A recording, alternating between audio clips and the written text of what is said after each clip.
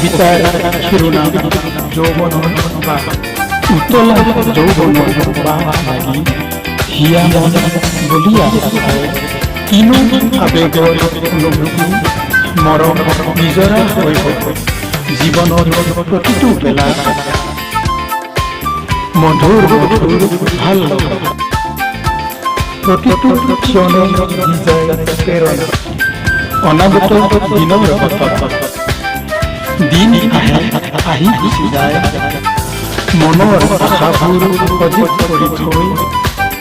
ৰাতি আহে আহি গুচি যায় কামনা বাসনাবোৰ নিচুকাই। মনৰ বহুতো আশা হেঁপাহবোৰে হাজাৰ হাজাৰ পাহাৰ ভাঙি লক্ষ্যৰ স্থান পায়।